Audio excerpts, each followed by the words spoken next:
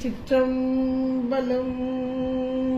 ஹர நம பார்வதி பதே, ஹர ஹர மகாதேவா. தென்னாடுடைய சிவனே போற்றி, எந்நாட்டவர்க்கும் இறைவா போற்றி. திருச்சிற்றம்பலம். பொய்யான திருமேனி உமிழ்தானா மிகமேவும் கழியார வரும் யானை கடல் நாழும் மறவாமல் அழியாழும் அல்ல தோவும் அடியார்கள் உளமாற வழியாகோ வலிதாய வினை கூட நினையாமே. திருச்சிற்றம்பலம். தில்லை குத்தபெருமான் திருடிகளை சிறமை கொண்டு குருமகா சன்னிதானங்கள் பொற்பாதம் பணிந்து அடியவர் பெருமக்கள் பொற்பாதம் பணிந்து இன்றைய சாத்திர சிந்தனையிலே துகளறு போதம் என்ற ஒரு அருமையான நூலை சிந்திப்பதற்கு இவருடைய திருவருளும் குருவருளும் இங்கே நமக்கு கூட்டி வைத்திருக்கிறது. அது சென்ற வாரம் நம்ம தச காரியங்கள் பற்றியதான ஒரு சிறிய அறிமுகம். ஏன்னா இப்போ வரப்போகிற அந்த துகளறு போதத்தில் தச காரியங்கள் நின்மல அவத்தைகள் இது இவ்வளவும் அழகா சொல்லப்பட்டிருக்கு. அதனால அதுக்கு ஒரு சின்ன இன்ட்ரோடக்ஷன் கொடுக்கணுன்றது தான் தசகாரியங்களை பற்றி சிம்பிளாக நம்ம சொல்லிட்டு போனோம். இப்போ இன்னைக்கும் அந்த அவத்தைகள் அதையும் கொஞ்சம் சொல்லிட்டு போனால் இன்னும் பயனுள்ளதாக இருக்கும். ஏன்னா இந்த காப்புச்செய்யல் இப்போ பார்க்கணும் நம்ம துகளறு போதம். இந்த துகளறு போதத்தில் காப்புச்செய்யல் மங்கள வாழ்த்து என்று சொல்லக்கூடியது. அந்த மங்கள வாழ்த்து அந்த காப்புச்செய்யல் விநாயக பெருமானை துதித்து வணங்குதல் அப்படின்றது தான் காப்புச்செய்யல். இப்போ நம் போன்றவர்களுக்கு விநாயகர் வணக்கம் இல்லை என்றால் விக்னங்கள் வரும். அவர் விக்னேஸ்வரர். எடுத்த காரியத்தை விக்னகம் இல்லாமல் இடையூறு இல்லாமல் செலுத்துவதற்கு இறை வழிபாடு அப்படின்னு நம்ம சொல்றது. ஆனால் இவங்க சிற்றம்பல நாடிகள் போன்றவர்கள் இவர்கள் சக்கிரத்தை அதீதம் சக்கிராதீதம் என்று சொல்லக்கூடிய அந்த நிலையில் உள்ளவர்கள். இவர்களுக்கு விநாயகர் வணக்கம் தேவையா என்றால் நம் பொருட்டு இந்த மரபு காக்க வேண்டும். இப்போ அவங்களே சொல்லலை, நம்ம சொல்லலாமே. இன்னைக்கு நம்ம நிறைய விஷயங்கள்ல நம்ம அருளாளர்களோட வச்சு நம்ம பார்ப்போம். அப்படியெல்லாம் பார்க்கக்கூடாதுன்னு அடிக்கடி கூட சொல்லியிருக்கேன். அப்போ அருளாளர்களுடைய நிலை வேற, நம்ம நிலை வேற. அப்போ இவர்கள் இப்போ அவர்கள் விட்டார்கள் என்றால் நாமும் விடக்கூடிய ஒரு நிலை வந்தோம். அதனால விக்னகங்கள் அதிகமாகிவிடும். அது நம் பொருட்டாக அவர்களும் இந்த காப்பு செய்யுள் என்று சொல்லக்கூடிய அதுலேயும் காப்பு செய்யுள் என்பது இங்கே மங்கள வாழ்த்தாக அமைந்துள்ளது. ஒரு நூல் செய்யும் போது மங்கள வாழ்த்து முதல்ல சொல்லிட்டு நூலுக்குள் செல்லுதல் என்பது ஒரு மரபு. இந்த மங்கள வாழ்த்து என்பது வாழ்த்தாகவும் வணக்கமாகவும் வருபொருள் உரைத்தலாகவும் இப்ப 3 வகையாக அமையக்கூடியது. இப்ப இந்த துகளறு போதத்தில் வரக்கூடிய இந்த காப்புச்செய்யுள் இது வருபொருள் உரைத்தல் அப்படின்ற அந்த ஒரு வகையில் இங்கே அமைந்துள்ளது. இது நீங்க எது மாதிரி அப்படின்னு யோசிச்சு பார்த்தீங்கன்னா நமக்கு பெரிய புராணம் தந்த சேக்கலார் பெருமான் தெய்வ சேக்கலார் அது முதல்ல உள்ள செய்யுள். அது இறைவனே அடி எடுத்து கொடுத்தது ஒரு பக்கம். இறைவனே அடி எடுத்து கொடுத்த ஒரு அற்புதமான ஒன்று. உலகெல்லாம் உணர்ந்து ஒதுதற்கு அறியவன் நிலவுலாவிய நீர்மலி வேணிய நலையில் சோதியன் அம்பலத்து ஆடுவார் மலர் சிலம்படி வாழ்த்தி வணங்குவாம். இந்த 4வது வரியில பார்த்தீங்கன்னா மலர் சிலம்படி வாழ்த்தி வணங்குவாம் அப்படின்னு இருக்கு. இப்ப இந்த நூல் எதை சொல்ல போகிறது? 12ஆம் திருமுறையாக அமைந்து உள்ள திருத்தொண்டர் புராணம், பெரிய புராணம். இது எதை சொல்கிறது, சொல்ல போகிறது என்றால் பெரியவர்கள், தொண்டர்கள், இறை அடியவர்கள் அவர்களுடைய வரலாறை சொல்ல வருகிறது.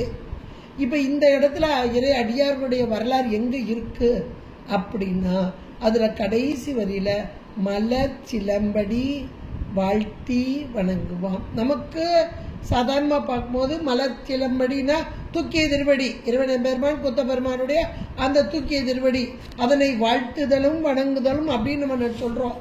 ஆனா உண்மையிலேயே இந்த தூக்கிய திருவடி என்பது ஆகு பெயராக, இது இடம் தூக்கிய திருவடி. இந்த இடத்துல இருக்கக்கூடியவர்கள் யார் என்றால் அந்த 63 நாயன்மார்கள். இவ சாதாரண சொல்லுவாங்க, இலக்கணம் படிக்கும்போது சின்ன வயசுலேயே நம்ம படிச்சிருப்போம். ஊர் சிரித்தது,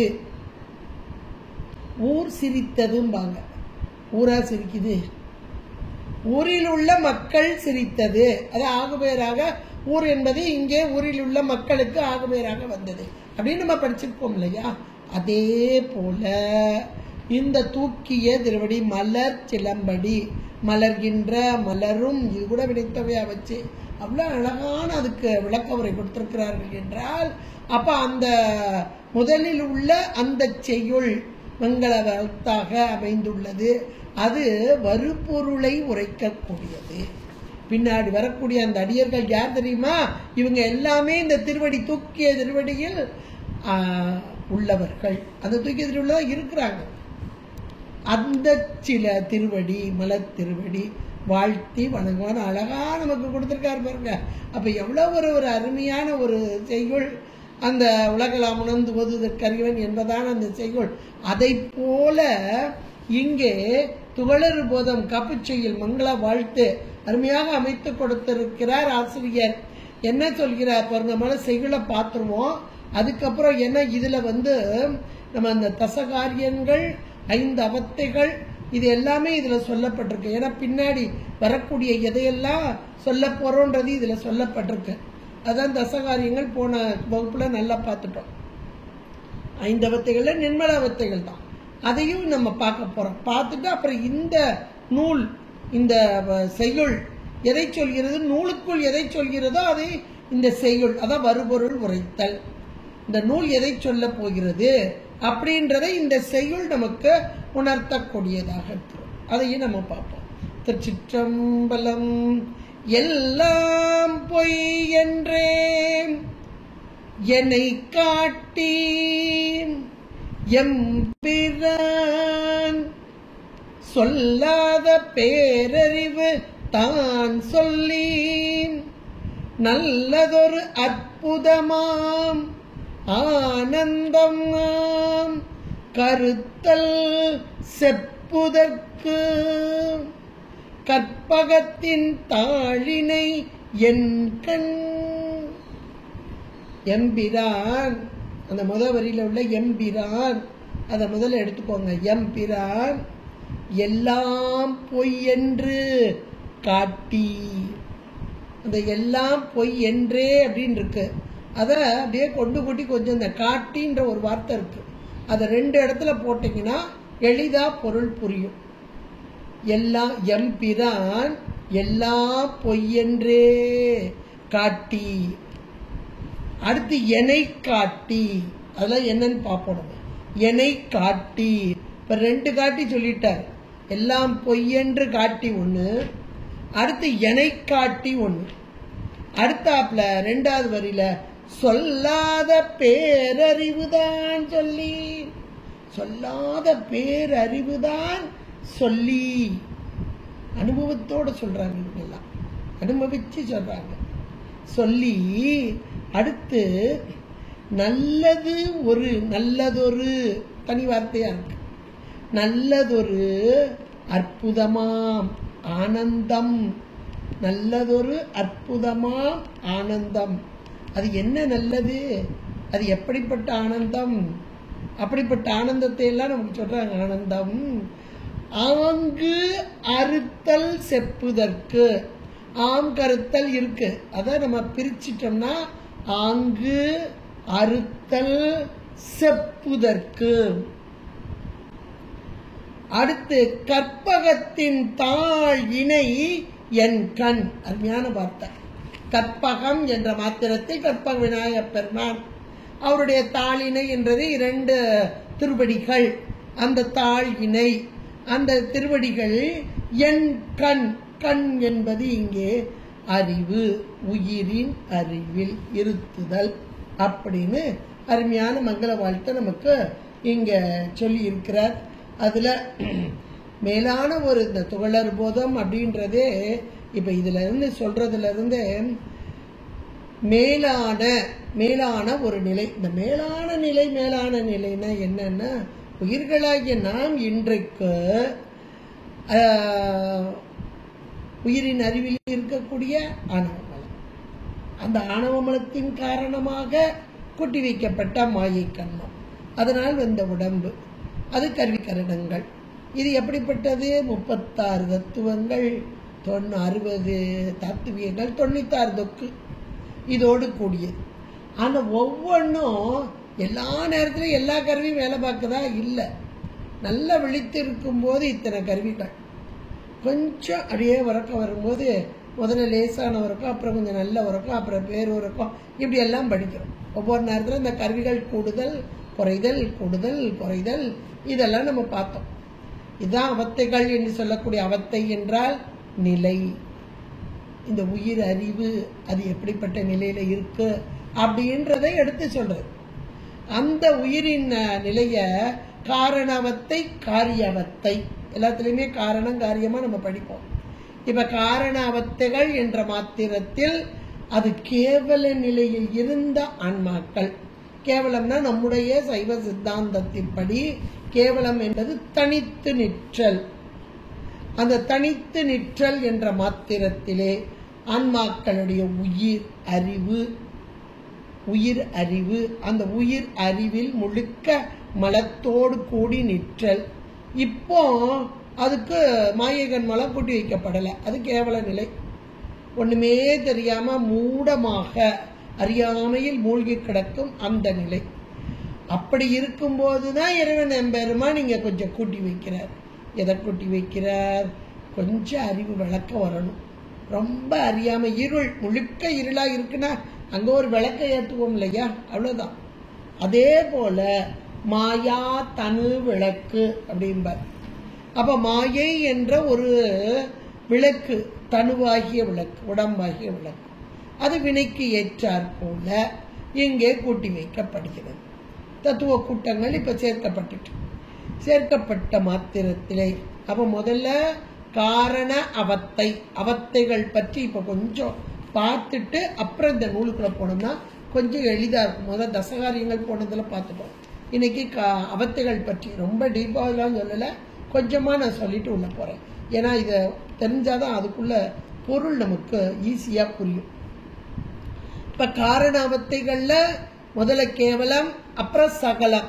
இந்த தனு கரணங்கள்லாம் கூட்டி வைக்கப்படும் போது, அதாவது மாயை கண்மம் கூட்டி வைக்கப்பட்ட மாத்திரத்தில் இது சகலம், கலைகளோடு கூடிய. அதுக்கப்புறம் இது நான் அல்ல, இவையெல்லாம் எனக்கு கூட்டி வைக்கப்பட்டவை என்று ஒரு நிலை, அது சுத்த நிலை.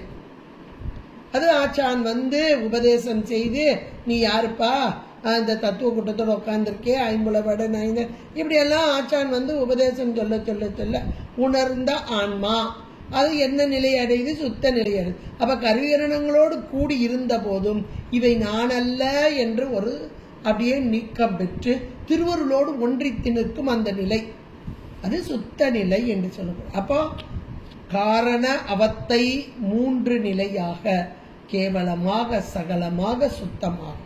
சரி, இப்ப அடுத்தாப்புல காரிய அவத்தை. இந்த காரிய அவத்தை அப்படின் போது காரியப்பட்டு வருதல் அப்படின்றது.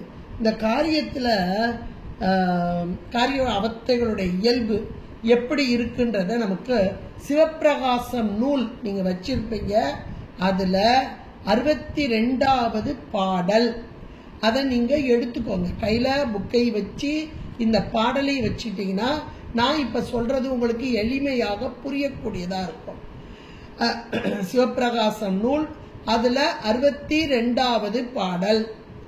நீக்கமில் அதீதம் மாசு நிறைந்த கேவலமா நீர்மை, சாக்கிரம் கலாதி சேர்ந்த சகலமாம் தன்மை ஆகும். முதல்ல கேவலத்துக்கு சொன்னார், அப்புறம் சாக்கிரம் கலாதி சேர்ந்த சகலமாம் தன்மை சகலத்துக்கு சொன்னார். உக்கமில் இரண்டும் கூடாது ஒழிய ஓர் நிலையில் நீடும் சக்கராதீதம் சுத்த தகைமையது ஆகும். இது காரண இந்த அவத்தைகள், அந்த அவத்தைகள்ல கேவலம் சகலம் சுத்தம் இந்த மூன்றையும் இங்கே சொல்லி இப்ப இந்த காரிய கேவலம் என்று சொல்லக்கூடிய கீழால் அவத்தை, காரிய கேவலம் என்று சொல்லக்கூடிய கீழால் அவத்தை, இந்த கருவிகள் எல்லாம் நீங்க நீங்க நீங்க அந்த அஞ்ஞானம் நீங்காத நிலையில் அது இருக்கிறது தான் துரியாதீதம் என்று சொல்லக்கூடியது காரிய கேவலம். ஞாபகம் வச்சுக்கோங்க. அடுத்தாப்புல அதுல துரியாதீத நிலை, அது ஆணவமலம் மிகுந்துள்ள காரண, அந்த காரண கேவலத்துல எப்படி இருக்குமோ அதே போல காரியத்தில் இருக்கும். வண்ணம் தெரியாத அந்த நிலையை ஒத்ததாக இங்கே இருக்கும். சரியா? காரண நிலையில கேவலம் சகலம் சுத்தம். இப்ப காரிய நிலையில எப்படி வருதுன்னா காரிய சகலம் அப்படின்னு சொல்லக்கூடிய அந்த இடத்துல மத்தியில் நிகழக்கூடிய அது இந்த சக்கராவத்தை, அந்த கலை, இந்த தத்துவங்கள் கலை முதலிய அந்த தத்துவங்கள்லாம் சேர்ந்து அப்படியே என்ன ஆகுது, முதல்ல கேவலத்துல காரண கேவலத்துல எப்படி ஒன்றும் தெரியாம இருக்கோ அது துரியாதீதத்துல ஒன்றும் தெரியாம இருக்கும். இப்ப காரிய சகலம் அப்படின்னும் போது காரண சகலத்துல எப்படி இருந்தோ அது மாதிரி இருக்கும் அப்படின்னு அழகா இந்த பாடல்ல 62வது பாடல்ல நமக்கு ரொம்ப. ஆனா நம்ம இப்போ காரியத்தை பத்தி சொல்லணும். சாரி, 61வது பாடல் எடுத்துக்கோம். 61 காரிய சகலம் காரிய சுத்தம், 61வது பாடல். இதுல காரிய சகலம் என்பது இவ்வகை அவத்தை தன்னில் எய்திடும் கரணம் எல்லாம் மெய்வகை இடத்தில் உற்று மேவுமாகண்டு மிக்க பொய்வகை பவம் அகற்ற புரிந்திடில் அருளால். அந்த அருளால் அப்படின்றத அண்டர்லைன் பண்ணிக்கோங்க. அங்கே ஐவகை அவத்தை உய்க்கும் அறிவினால் அறிந்து கொள்ளே அப்படிங்கிறார். இப்ப அந்த 5 வகையான அவத்தைகள் அதுதான் காரிய அவத்தைகள் என்று சொல்லக்கூடியது. இந்த காரிய அவத்தைகள் அது உடம்பு கொடுக்கப்பட்டிருக்கு சகல நிலையில. இந்த ஆன்மா அப்படியே கீழே மேலையும் போகுது. இதுல நல்ல புருவ நடுவுல வந்து நிற்கக்கூடிய, அதுல நல்ல எல்லாவற்றையும் உணரக்கூடிய அந்த தன்மை. அப்ப இந்த தன்மையில 35 கருவிகளும் சேர்றது. அப்புறம் கண்டத்தானத்துல வரும், அப்புறம் இருதயத்தானத்துல வரும். இப்படி ஒவ்வொரு இடத்துலையும் ஒவ்வொரு கருவிகள், இத்தனை கருவிகள் நீங்கி நீங்கி நீங்கி அப்புறம் அப்படி வரும். இதுதான் காரிய அவத்தை என்று சொல்லக்கூடிய லாடத்தானம் என்னும் புருவ நடு. இந்த ஆன்மா அந்த இடத்துல சாக்கிரம் என்று சொல்லக்கூடிய நனவு, நனவு சாக்கிரம் என்றால் நனவு. அப்ப சாக்கிரா சாக்கிரம், அந்த சாக்கிர நிலை. இதுல சாக்கிர சாக்கிரம் நல்ல நினைவு நிலை. அடுத்து சாக்கிர சொப்பனம், அடுத்து சாக்கிர சுளுத்தி, அடுத்து சாக்கிர துரியம், சாக்கிர துரியாதீதம். 5 அவத்தைகள். இது காரிய சகலம் என்று சொல்லப்படுகிறது. காரணாவத்தையில கேவலம் சகலம் சுத்தம் 3 முழு மறைப்பில் இருப்பது அந்த காரணம், காரண நிலையில கேவலம்.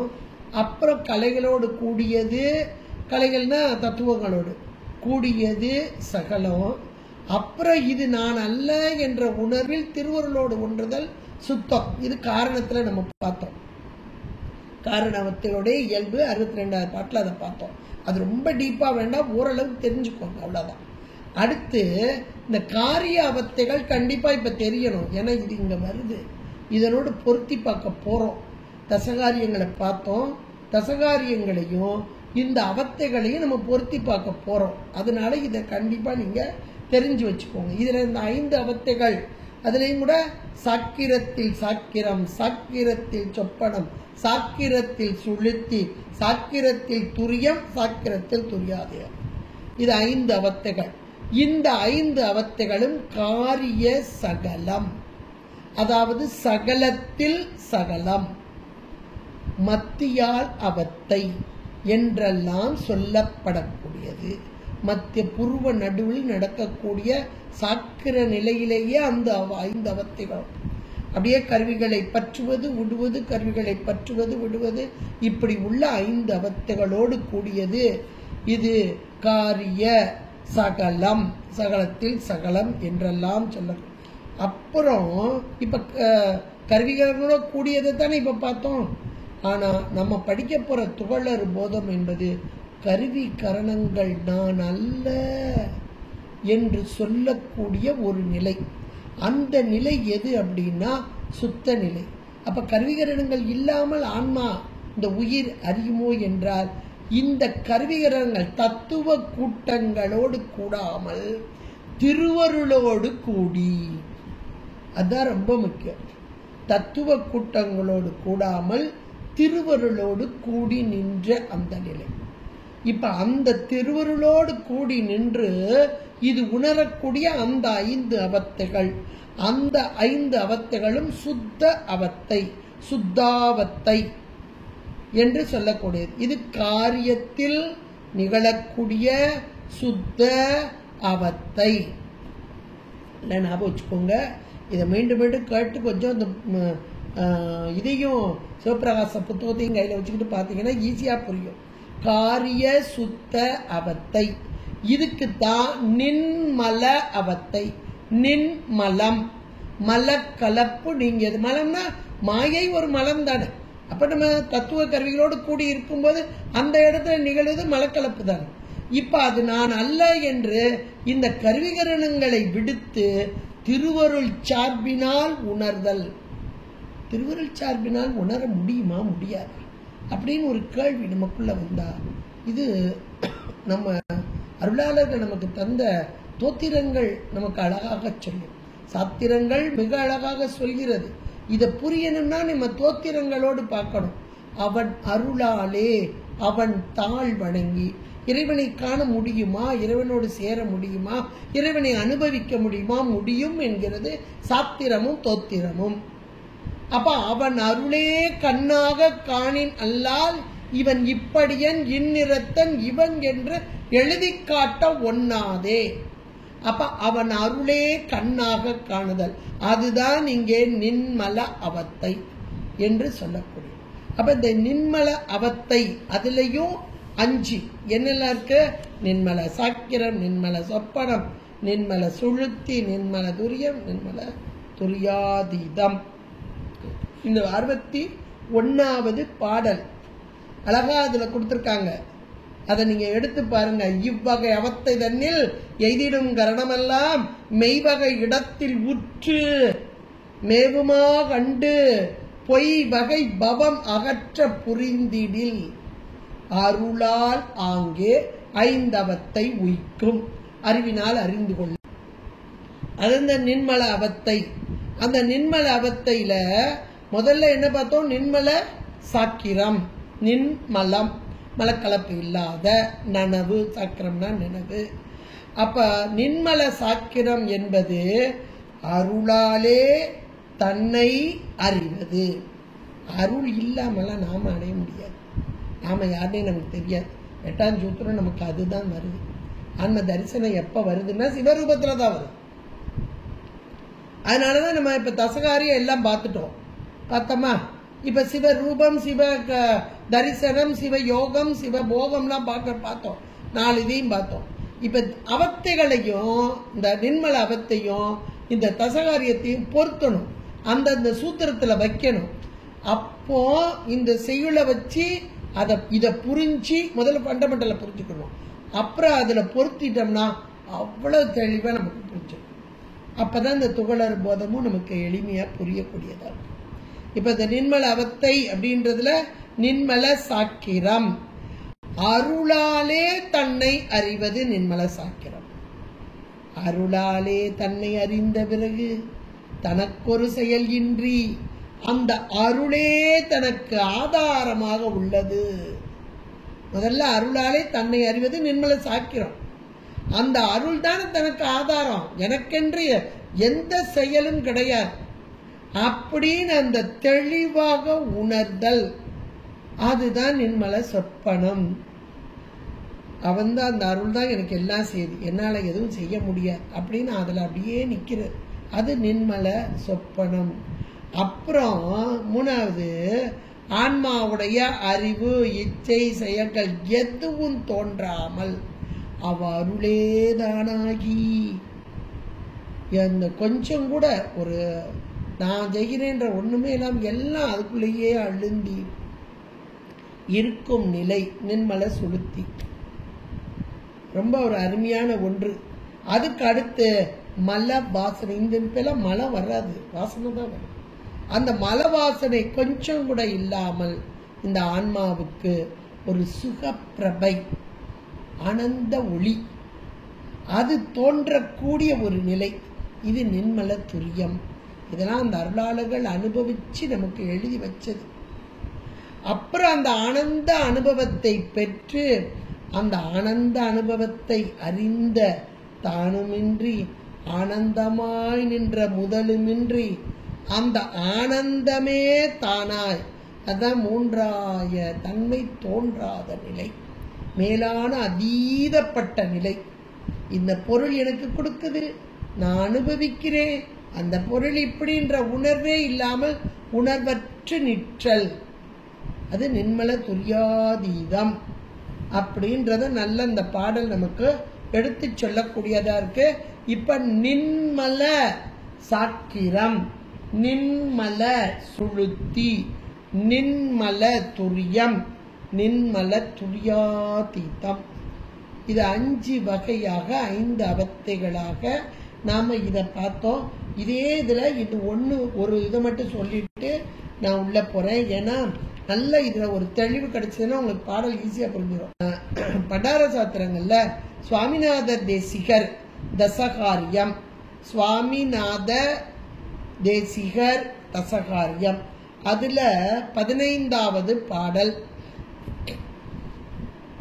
புக் இருக்கவங்க எடுத்து போறோம், அல்லது இன்னொரு தடவை போட்டு கூட கேளுங்க, அப்பதான் உங்களுக்கு உடனே புரியும். நம்ம ஏற்கனவே இதெல்லாம் பார்த்துருக்கோம், இருந்தாலும் அதை வச்சு நீங்க கொஞ்சம் பார்த்தீங்கன்னா உங்களுக்கு ஈஸியா புரியும். சுவாமிநாத தேசிகர் அருளிய தசகாரியம், அதுல 15வது பாடல். அதுல அழகா கொடுக்கப்பட்டு இருக்கிறது, அருளினால் நான் மேல் என்றல். ஒவ்வொன்றே ஒரு கமா கொடுக்குங்க. அது ஒளிந்து எண்ணி நீக்கல், அருளினால் அருளாய் போதல், வகை 3 முன்பே வந்த அருளில்லை நான் மேல் என்றல். இந்த இடத்துல நம்பர் 1 போட்டுக்கோங்க. அருள் இல்லை நான் மேல் என்றல், அதை ஒரு பிராக்கெட்ல போட்டு நம்பர் 1 போட்டுக்கோங்க, 3வது வரி. அடுத்து அருளினால் நான் மேல் என்றல். முதல்ல அருள் இல்லை நான் மேல் என்றல், அது நம்பர் 1. அருளினால் நான் மேல் என்றல், அது நம்பர் 2. அடுத்து மருளினால் எண்ணல், 4வது வரியில மருளினால் எண்ணல். அப்புறம் போதல், 4வது போதல். மகிழ் சிவம் சேர்தல், 5 வந்துட்டா 4வது வரி. 3வது வரி 4வது வரி மட்டும்தான் இப்ப நான் சொல்லியிருக்கேன். ஏன்னா நின்மல சாக்கிர சொப்பனத்துக்கு இதுதான். அருள் இல்லை நான் மேல் நம்பர் 1, அருளினால் நான் மேல் நம்பர் 2, மருளினால் எண்ணல் நம்பர் 3, போதல் நம்பர் 4, மகிழ் சிவம் சேர்தல். இப்ப பாருங்க, இப்ப அருளிலை நான் மேல் என்றால் நின்மல சாக்கிரம், நின்மல சாக்கிரம். அருளினால் நான் மேல் என்றால் நின்மல சொப்பனம், மருளினால் எண்ணல் நின்மல சுளுத்தி. 1 2 3 போட்டீங்களா 5 வரைக்கும், அதுக்குதான் இப்ப சொல்லிட்டு இருக்கேன். மீண்டும் மருளினால் எண்ணல் நின்மல சுளுத்தி, போதல் நின்மல துரியம், மகிழ் சிவம் சேர்தல் நின்மல துரியாதீதம். எவ்வளவு அருமையா கொடுத்திருக்காரு. அந்த பாட்டையும் எடுத்து வச்சுக்கோங்க, அந்த விளக்கத்தையும் பாருங்க. இந்த 5, அதாவது இப்ப நம்ம பார்த்தது எது? நின்மலம், அதாவது காரிய அவத்தை. இந்த காரிய அவத்தைகள்ல நின்மலம் என்று சொல்லக்கூடிய நின்மல சாக்கரம், நின்மல சொப்பனம், நின்மல சுளுத்தி, நின்மல துரியம், நின்மல துரியாதீதம் என்ற 5 நிலை. அந்த 5 நிலையையும் இந்த பாடல்கள் மூலமாக நாம் ஓரளவுக்கு பார்த்துட்டோம். இப்போ காரிய அவத்தைகள், காரண அவத்தைகள்லாம் நமக்கு உங்களுக்கு தெரியும். அது கூட நம்ம சிவபிராச பாடலை பார்த்துட்டோம் 62. காரிய அவத்தைகளுக்கு ஒன்று பார்த்துட்டோம், இந்த இதுலையும் பார்த்துட்டோம், பண்டார சாஸ்திரங்கள்லையும் நம்ம பார்த்துட்டோம். அப்போ இதையெல்லாம் கொஞ்சம் ஒரு தடவை அப்படியே ரீகால் பண்ணிட்டீங்கன்னா தசகாரியத்தையும் மனசுக்குள்ள போட்டுக்கோங்க. அவத்தைகள்ல இப்ப நிர்மல் அவத்தைகளை மட்டும் எடுத்துக்கோங்க. ஏன்னா இப்ப இந்த பாடல் எதை சொல்கிறது, வருபொருள் உரைக்கிறது அப்படின்னு பார்த்தோமா. இப்ப இந்த இடத்துல மங்கள வாழ்த்து எம்பிரான் முதல் வரியில உள்ள அந்த எம்பிரான், எல்லாம் பொய்யென்றே என்னை காட்டி எம்பிரான் அப்படின்றதுதான் அந்த பாடல்ல முதல் வார்த்தை, முதல் வரி. அந்த வரியில எம்பிரான் அப்படின்றத முதல்ல நம்ம எடுத்துக்கணும். அப்ப எம்பிரான் என்றால் யார் அப்படின்னா, எம் என்றால் உயிர்கள், எம் போன்ற உயிர்கள். அந்த உயிர்களுக்கு பிரான், பிரான் என்றால் மேலான தலைவன், ஆச்சான், ஞான ஆச்சான், ஞான ஆச்சான். இந்த இடத்துல எம் என்ற இந்த உயிர்கள் யார் அப்படின்னா பக்குவம் பெற்றார். யாருக்கு ஞான ஆச்சார் வருவார்? ஞான ஆச்சாரியார் என்ற மாத்திரத்திலே அது இறைவனே எம்பெருமானே மானுட சட்டை தாங்கி வருதல். அதுதான் நம்ம மாணிக்க வாசகர் அவர் எத்தனையோ இடங்களை அதை சொல்லியிருக்கார். அவருக்கு மனுட சட்டை தாங்கி வந்து குருந்த மரத்தின் கீழாக இருந்து தீட்சையும் உபதேசம் கொடுத்தது. நம்ம வரலாறுகள் எல்லாருக்கும் வந்திருக்காங்க, அந்த வரலாறுல நம்ம பார்த்திருக்கோம். இப்ப இந்த இடத்துல எம்பிரான் அப்படின்றத அழகா சொல்றார். அப்ப எம் என்றால் இந்த உயிர்கள், எந்த உயிர்கள்? பக்குவம் பெற்ற உயிர்கள். இங்கே பக்குவம் பெற்ற உயிர்கள். அந்த பக்குவம் பெற்ற உயிர்களுக்குத்தான் இறைவன் குருவாக வருதல். இது நம்ம திருவாசகத்துல நம்ம அழகா பார்த்திருக்கோம். குரு தரிசனம் என்று சொல்லக்கூடிய திருக்கழுக்குன்ற எப்ப குரு வருவார் அப்படின்னா, அந்த திருக்கழுக்குன்றம் என்ற அந்த இடத்திலே இறைவனே எம்பெருமானே இவருக்கு காட்சி தந்தார். அதை நம்ம சொல்லும் போது, பிணக்கில்லாத பெருந்தூரை பெருமானும் நாமங்கள் பேசுவார்க்கு இனக்கில்லாததோர் இன்பமே வரும் துன்பமே தூடை தெம்பிரான் உனக்கில்லாததோர் வித்து மேல் விழையாமல் என் வினை ஒத்த பெண் கணக்கில்லா திருக்கோலம் நீ வந்து காட்டினாய் கழுக்குன்றிலே. அந்த வினை ஒத்த பின் இருவினை ஒப்பு மலப்பரி பாகம் இப்படி வரும்போது இந்த ஆன்மாக்கள் இருவினை ஒப்பு மலப்பரி பாகம் யாருக்கு வரும்? பக்குவம் பெற்ற ஆன்மாக்களுக்கு.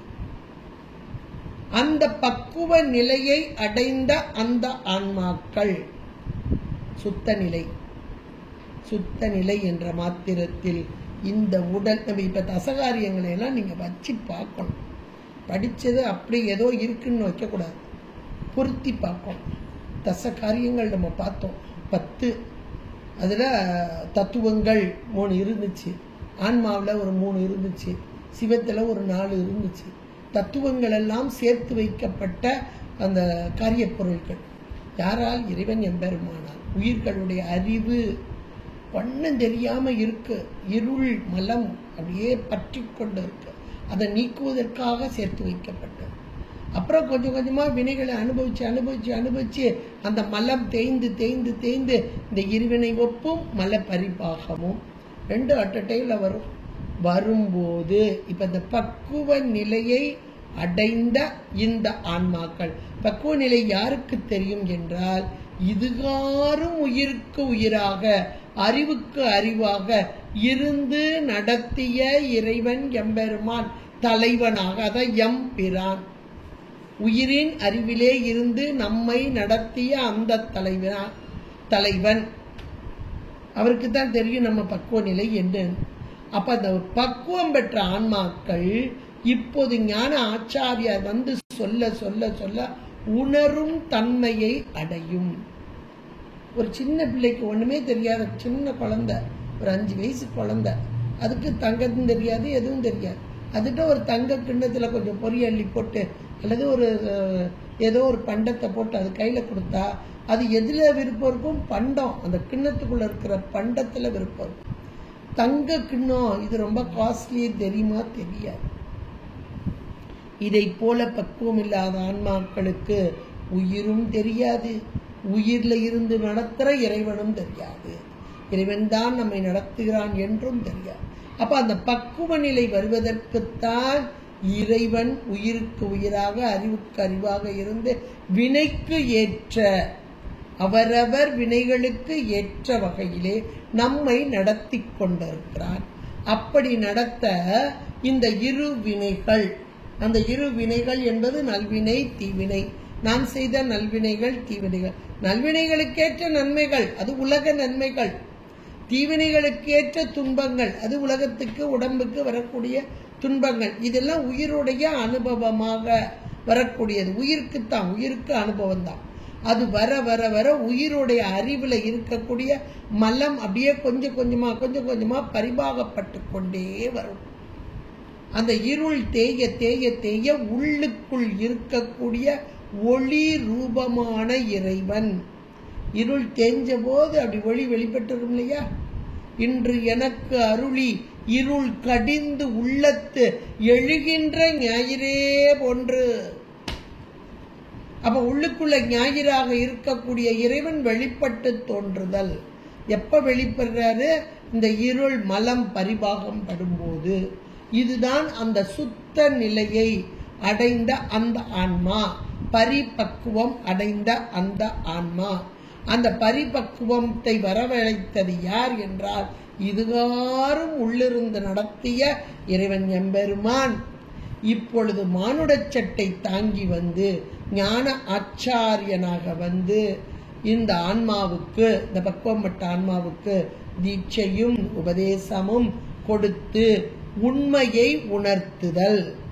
அதுதான் எம்பிரான். எம்பிரான் தலைவனாக இருந்து என்னை இந்த ஞான நிலையில், நீ எப்படிப்பட்டவன்பா, நீ ஒரு அறிவு பொருள், இதுகாரும் அறியாமையில் இருந்தால் இந்த உடல் உனக்கு சேர்க்கப்பட்ட பொருள் என்பதையெல்லாம் உணர்த்திய இந்த ஆச்சான். எவ்வளவு ஒரு அருமையான ஒரு வார்த்தை எம்பிரான். என்ன சொல்றார் அந்த எம்பிரான்? வந்து எல்லாம் பொய் என்று காட்டி, எல்லாம் பொய். பொய் என்பது நம்முடைய சாத்திரத்தின்படியாக தோன்றி நின்று அழியும் பொருள். அப்ப அந்த பொய்ப்பொருள் என்பது எது? தத்துவம், தத்துவ ரூபம், தத்துவ தரிசனம், தத்துவ சுத்தி. அப்ப மண் முதல் கலை ஈராகிய தத்துவங்கள் அனைத்தும் பொய்.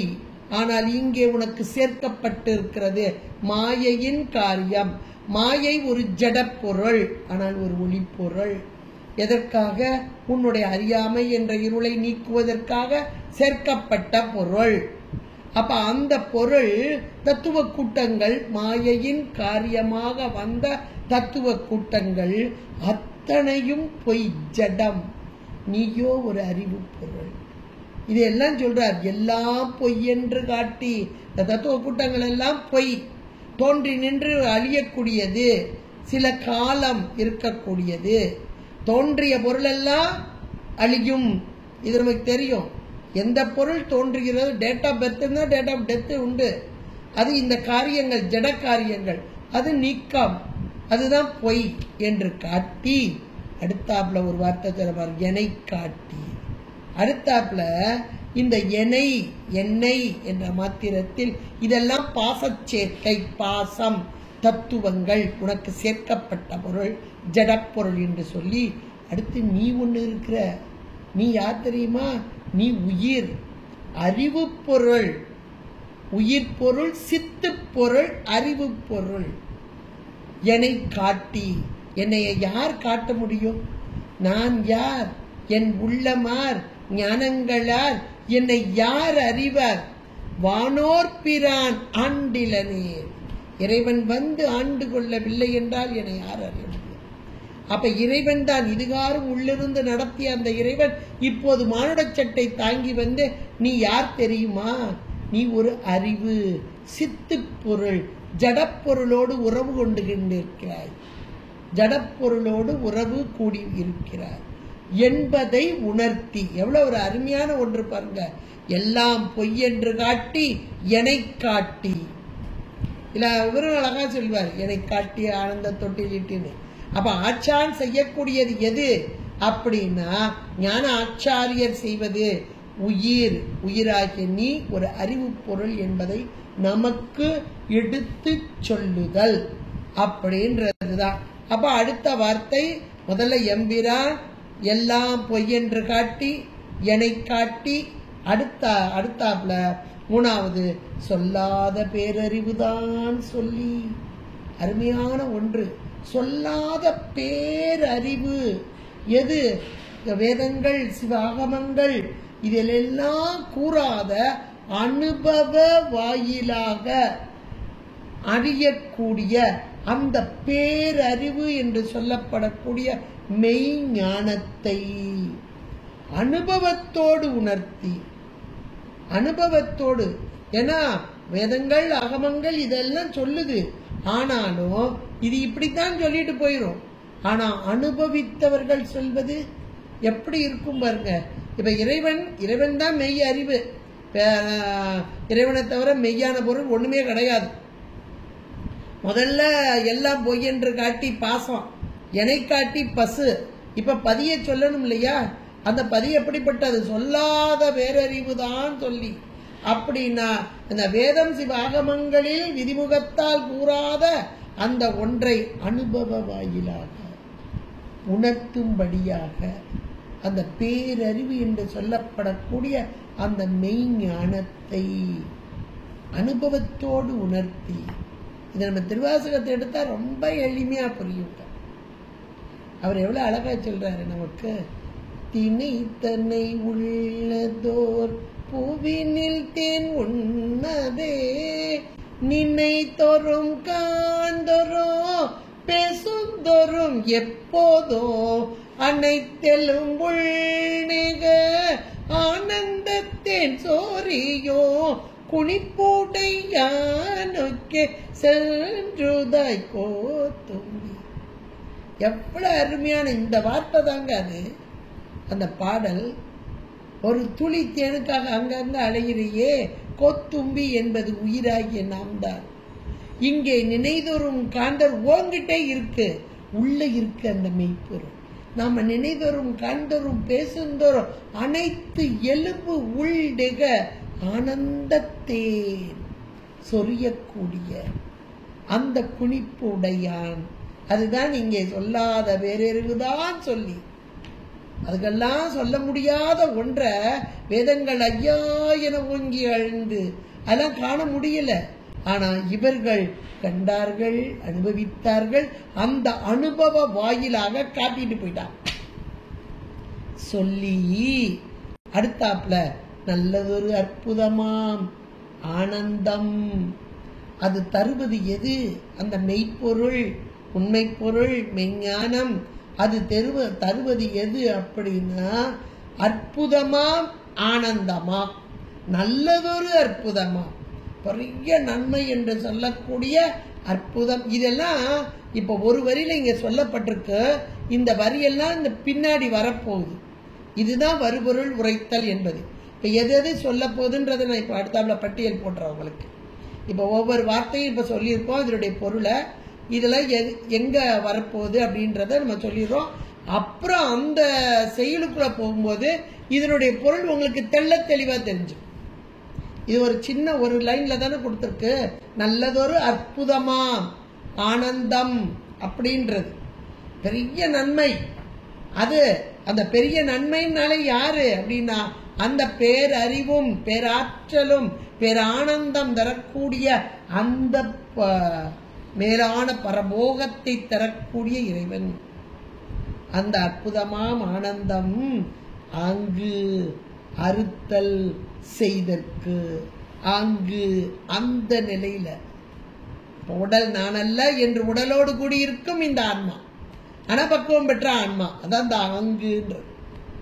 அங்குனா உடலோடு கூடியிருக்கு, ஆனா உடல் நான் அல்ல என்று கலண்ட நிலை, திருவருளோடு கூடிய நிலை, அதான் அங்கு. அறுத்தல், அறுத்தல்னா ஊட்டுதல். அதை சொல்றாரு எவ்வளவு அழகா. அங்கு அறுத்தல் செப்புதற்கு. அப்படியே அந்த நேரத்தில் அந்த அருளை அப்படியே ஊட்டி சொல்றது எவ்வளவு அருமையா இருக்கு பாருங்க. அந்த நிலையில இந்த திருவருள் இப்படிப்பட்டது ஏன்னா அந்த நிலையில இருக்கிறவங்க தான் ஆச்சான் வந்தா சொன்னா புரியும். நம்மள மாதிரி ஆட்ட சொன்னா புரியுமா? புரியாது.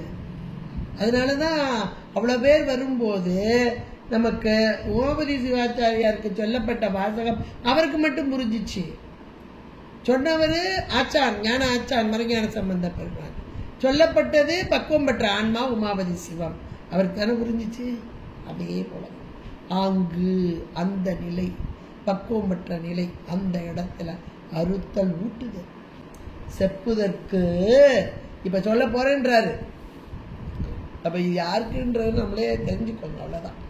செப்புதற்கு, சொல்லுதற்கு, இந்த நிலைகளை எல்லாம் சொல்லுதற்கு எம்பிரான் இறைவன் எம்பெருமான் மேலான அந்த தலைவன் ஞானாச்சாரியராக எழுந்தருளி வந்த அந்த தலைவன் எல்லாம் பொய்யென்று காட்டி என்னை காட்டி சொல்லாத பேரறிவுதான் சொல்லி நல்லதொரு அற்புதமாம் ஆனந்தம் அங்கு அறுத்தல் செப்புதற்கு, அதனை சொல்வதற்கு என்ன வேணுமா? கற்பகத்தின் தாளினை என் கண்.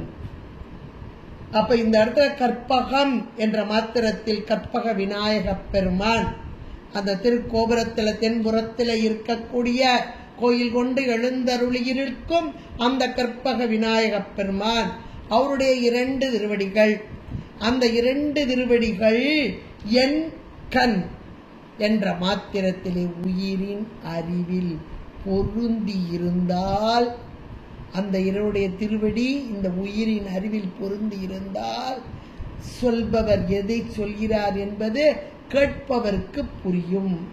எவ்வளவு அழகான ஒரு காப்புச்செய்யில் பாருங்க.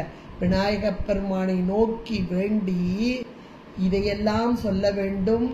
இந்த ஆன்மாக்கள், பக்குவ நிலையில் உள்ள ஆன்மாக்கள், இவர்களும் இதை ஏற்றுக்கொண்டு உணர்ந்து அனுபவிக்க வேண்டும். இதற்கு கற்பக விநாயக பெருமானே உன்னுடைய அருள் கூடி நிற்க வேண்டும். எங்கே என்றால் உயிரின் அறிவிலே, இந்த பக்குவம் பெற்ற உயிரின் அறிவிலே கற்பகத்தின் தாள், அந்த கற்பக விநாயகர். கற்பகம் என்பது நினைத்த மாத்திரத்தில் நினைத்ததை நமக்கு அருளச் செய்வது கற்பகத்தரு. அப்படிப்பட்ட கற்பக விநாயக பெருமான் இங்கே உயிர்கள், ஆன்மாக்கள், அந்த ஆன்மாக்கள் தவித்துக் கொண்டிருக்கிறது, நல்ல சுத்த நிலையில் இருக்கிறது. அது இந்த பேரின்பத்தை, பேரானந்தத்தை அடைந்து திளைக்க வேண்டும். அதற்கு உம்முடைய திருவடி, அந்த 2 திருவடியும் இங்கே உயிரின் அறிவிலே பதிய வேண்டும். இணையார் திருவடி என் தலைமையில் வைத்தலுமே துணையான சுற்றங்கள் அத்தனையும் துறந்து ஒளிந்தேன் என்பார்.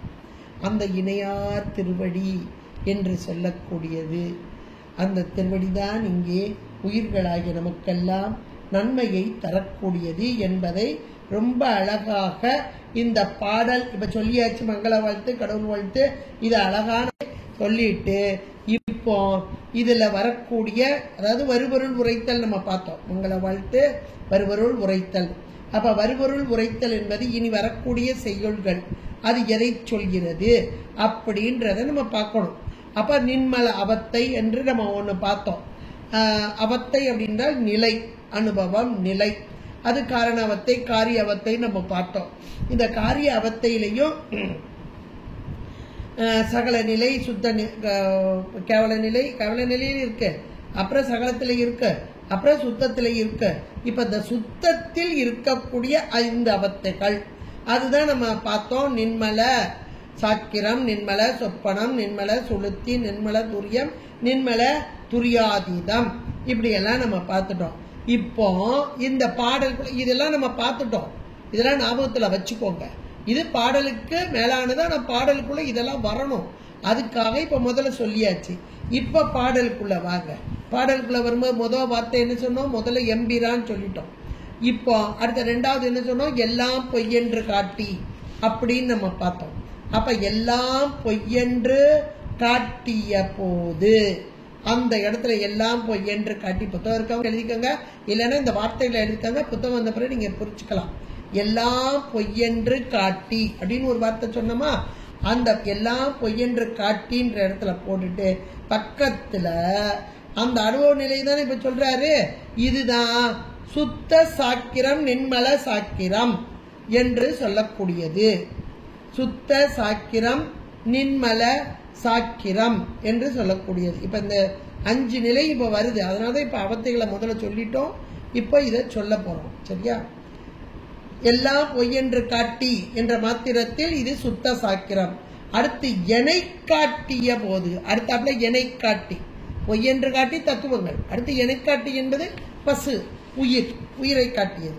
எனை காட்டி என்ற போது அது சுத்த சொப்பனம், நின்மல சொப்பனம். அடுத்து தன்முனைப்பு ஒழிந்து நின்ற நிலையை சுத்த சுளுத்தி என்று சொல்லக்கூடியது. சொல்லாத இல்ல, தன்முனைப்பு ஒழிந்து நின்ற நிலை, அது சுத்த சுளுத்தி.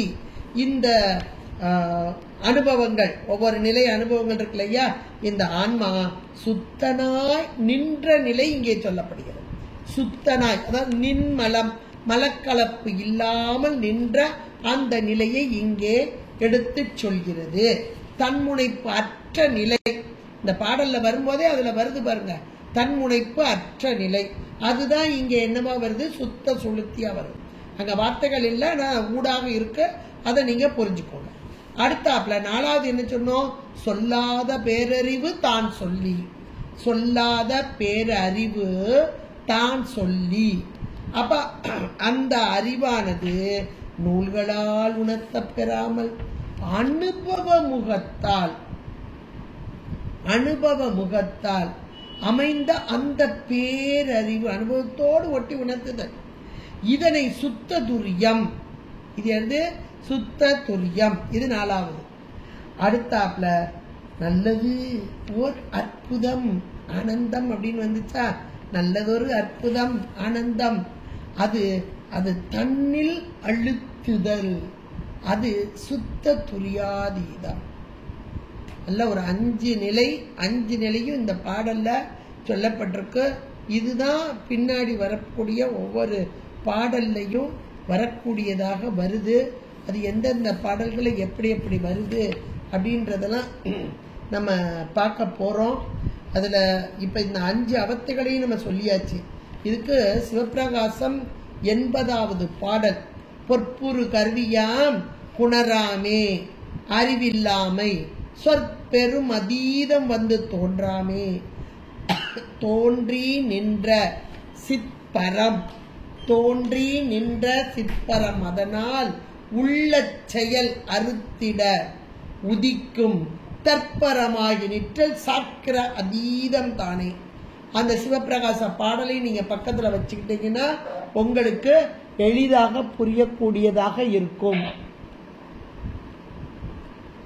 எளிதாக புரியக்கூடியதாக இருக்கும். சாக்கிர அதீதம் என்று சொல்லக்கூடியது. இப்போ இந்த இடத்துல நம்ம இப்ப பார்த்தோம் இல்லையா, எல்லாம் பொய்யென்று காட்டி அப்படின்னு பார்த்தோமா, இது எந்தெந்த இதுல வருது அப்படின்றத நம்ம அழகா நம்ம இப்ப சொல்லணும். எப்படி இந்த பாடல்கள், இனி வர்ற பாடல்கள் எல்லாம் பொய்யென்று காட்டி என்ற மாத்திரத்திலே பூதப்பழிப்பு முதல் ஞான தரிசனம் இருவாயாக. நம்ம ஒரு பெரிய டேபிள் காலம் வகுப்புல போட்டு விட்டாங்க அம்மா, சுசிலா அம்மா, அதை நீங்க வச்சுக்கோங்க கையில. இப்ப நான் சொல்றத அதோட கூட்டி ஒரு எழுதிக்கோங்க. எல்லாம் பொய்யென்று காட்டி நம்பர் 1 போட்டோமா, எல்லாம் பொய்யென்று காட்டி, அதுக்கு பூதப்பழிப்பு முதல் என வரக்கூடிய செய்யுள் அதுல சொல்ல போறாரு. அப்ப அத இந்த ஒரு வார்த்தைய எல்லாம் பொய்யென்று காட்டின்னு பார்த்துட்டோமா, இத அந்த பாடல் மூலமாக விளக்கமாக பார்க்க போகிறோம். எல்லாம் பொய்யென்று காட்டி என்றதனால் பூதப்பழிப்பு முதல் ஞான தரிசனம் அது வரையில் உள்ள 13 அவதாரங்கள், 13. சரியா? அடுத்து எனை காட்டி என்ற மாத்திரத்தில் பறை தரிசனம் முதல் பறையில் அதீதம் இருக்கக்கூடிய 8 அவதாரம். சரியா? ஒவ்வொன்றையும் நம்பர் போட்டு எழுதிக்கிட்டே வாங்க. அடுத்து ஆனந்தம், ஆங்கு அறுத்தல் என்றதனால் சுத்த அவத்தை முதல் பரமானந்த அவசம் இருவாயாக 9 அவதாரங்கள். சரியா? இது குறிப்பால உணர்த்தப்பட்டது. இப்படி இதுல நூல் முதலிய பொருள் எல்லாம் அது குறிப்பாலேயே சொல்லக்கூடியது. இப்போ ஒன்னே இப்ப இதுல பார்த்துட்டோம். இன்னும் இந்த உள்ளுக்குள்ள நம்ம போகும்போது இதுக்கு எல்லாத்துக்கும் இந்த இத்தனை செயல்களை இப்படி சொல்லப்பட்டிருக்கு நம்ம பார்த்துட்டோம். அப்புறம் 5 அவத்தைகள், நின்மல அவத்தைகள். இந்த சொல் இந்த நின்மல அவத்தையை உணர்த்துதுன்னு இப்ப நான் உங்களுக்கு சொல்லிட்டேன் விளக்கமா. அப்ப இதையெல்லாம் வச்சு நம்ம பின்னாடி இப்ப வரப்போறோம். எதுக்கு? செய்யுளுக்குள்ள போறோம். அப்ப அந்த செய்யுளை விளக்கமாக உணர்ந்து கொள்ளலாம். அவ்வளவுதான். இப்ப காப்புச்செயல் எதை சொல்கிறது?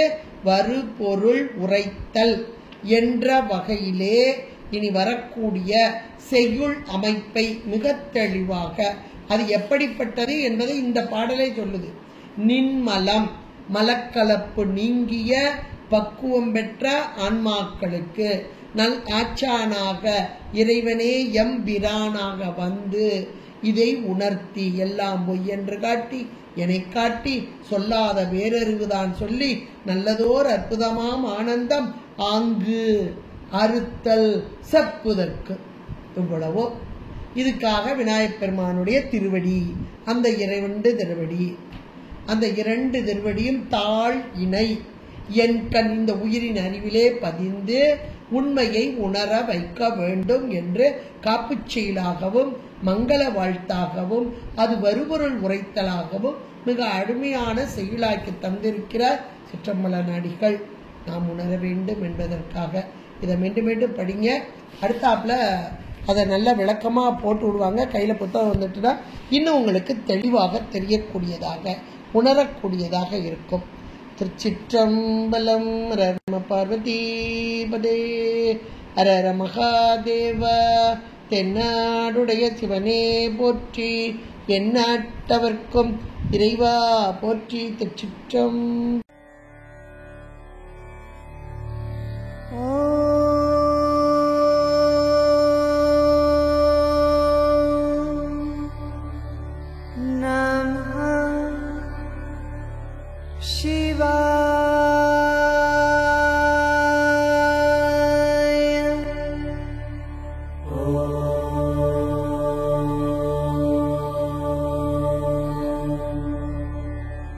Namah Shivaya.